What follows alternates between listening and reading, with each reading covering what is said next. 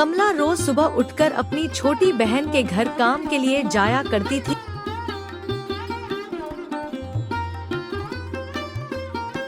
कमला बहुत सीधी साधी थी, लेकिन उसकी छोटी बहन बहुत घमंडी थी। कमला अपनी छोटी बहन के घर साफ सफाई का काम करती थी। कमला की शादी एक बहुत गरीब किसान से हुई थी, जबकि राधा की शादी एक बहुत बड़े व्यापारी से हुई थी।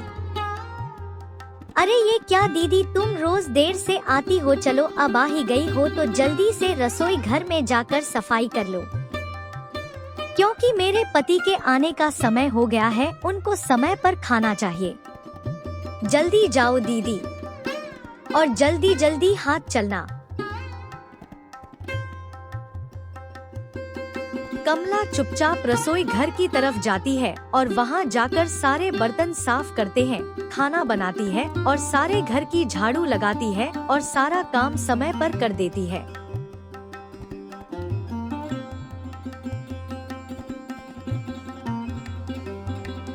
रुको दीदी, ये लो, रात का कुछ खाना पड़ा हुआ था, तुम ले जाओ और खा लेना। मेरे घर में तो ये कोई भी नहीं खाएगा, तुम्हारे घर में तो सब बहुत मजे से खा लेंगे। कमला चुपचाप वो खाना लेकर चली जाती है। ये उसकी मजबूरी थी, क्योंकि उसका बेटा रोज उसकी राह देखता है कि माँ उसके लिए कुछ पकवान लाती होगी। माँ, तुमने तो कहा था कि तुम मेरे लिए अच्छे अच्छे पकवान लेकर आओगी, लेकिन तुम तो कुछ नहीं लाई। बेटा, आज मैं मौसी के यहाँ से जल्दी आ गई हूँ, पर मैं कल तुम्हारे लिए बहुत सा खाना लेकर आऊंगी। अब तुम जाओ और सो जाओ। रोज ऐसे ही दिन गुजरते गए। कमला रोज सीता के घर पर काम करती और बचा हुआ खाना लेकर वापस अपने घर आती थी। सीता कमला की सगी बहन होते हुए भी उसके साथ गैरों जैसा बर्ताव करती थी, लेकिन कमला चुपचाप उसकी हर बात मानती जाती। वो जानती थी अगर यहाँ से काम छूटा तो वो कहीं और काम नहीं कर सकती थी। दीदी, और भी बहुत काम है, जल्दी हाथ चलाओ।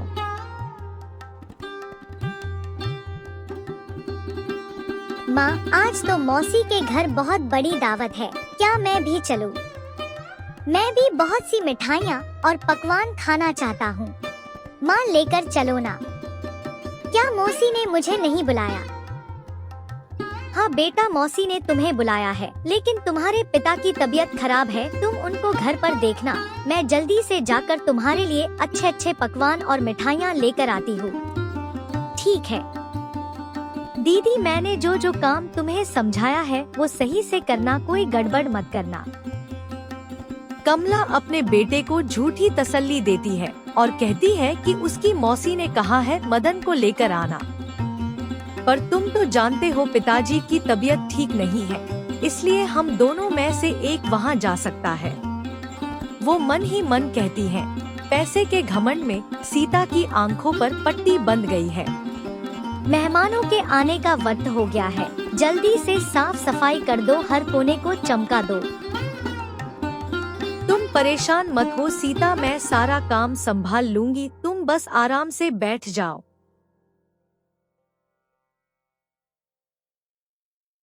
कमला जैसे ही रसोई घर में जाती है, वो देखी है कि उसके लिए बहुत सारे फल और सब्जियां रखी हुई है, जिनको बारीक बारीक कटना है। जो काम सीता के हलवाई के थे, वो सारे काम भी सीता कमला से करवाती थी।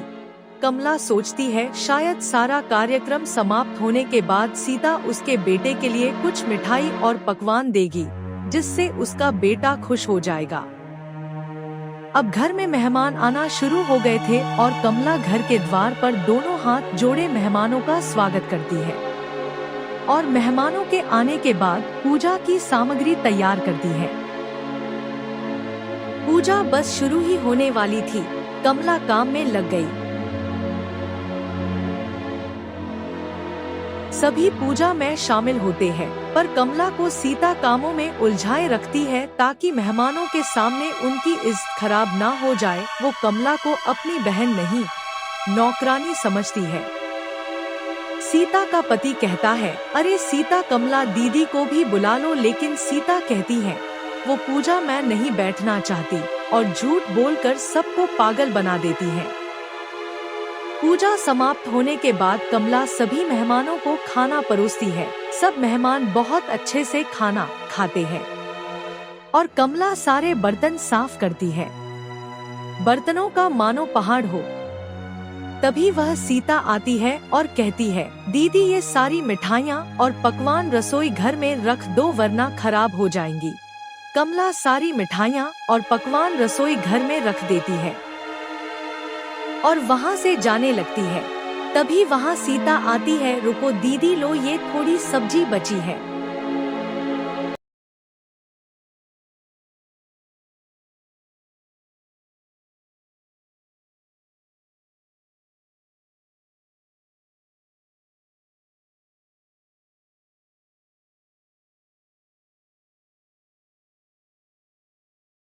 और घर लौटते समय वह एक जंगल से गुजरती है। जंगल में एक बहुत पुराना कुआं है। माना जाता है कि अगर इस कुएं के पास कोई पूरी श्रद्धा के साथ प्रार्थना करता है तो ईश्वर उसकी मनोकामना जल्दी पूरी करता है।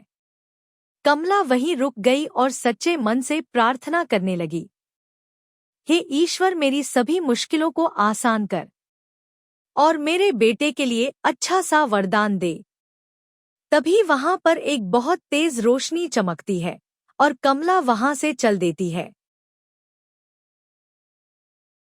जैसे ही कमला सब्जी का थैला खोलती है तो देखती है उसमें तो बहुत सी मिठाई और पकवान है।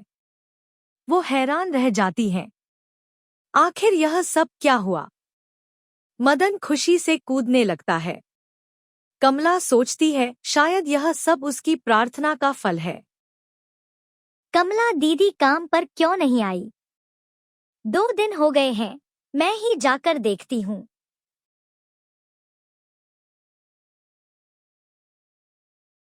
कमला का जीवन बिल्कुल बदल गया था। अब उसे काम करने की जरूरत नहीं है। उसके पास बहुत सारे पैसे और बड़ा घर था। मदन भी स्कूल जाने लगा था और कमला का पति भी ठीक हो गया था। मालकिन मैं कमला दीदी के घर से आ रहा हूँ। अब वो बड़े घर में रहती है और मदन भी स्कूल जाने लगा है। सीता को अपने नौकर की बात पर विश्वास नहीं होता तो वो खुद ही कमला के घर जाती है। वो देखती है, अरे ये क्या, इतना बड़ा घर, ये चमत्कार कैसे हुआ। अरे यह क्या, कल तक तो दीदी के पास खाने के लिए भी पैसे नहीं थे, आज इतना बड़ा घर, मुझे पता करना ही होगा यह सब कैसे हुआ। गीत सीता कुएं के पास जाती है और बिल्कुल कमला की तरह प्रार्थना करती है, चलो जल्दी से मुझे बहुत सारा सोना दे दो। लेकिन उसके मन में बहुत सारा लालच था। कमला का मन साफ था। जैसे ही सीता प्रार्थना करती है वैसे ही वहां एक बहुत ही तेज हवा चलती है और सीता डर जाती है। सीता वहां से भाग जाती है।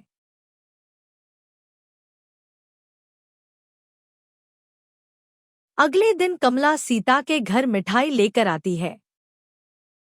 दीदी मुझे माफ कर दो, मैंने हमेशा तुम्हारे साथ अत्याचार किया है। तुम मेरी बड़ी बहन हो लेकिन मैंने तुम्हें हमेशा नौकरानी के समान समझा, मुझे माफ कर दो। यह कहकर सीता कमला से माफी मांगती है। इस कहानी से हमें यह सीख मिलती है, हमें अपने से गरीबों का सम्मान करना चाहिए, ना कि उनका अपमान करना चाहिए।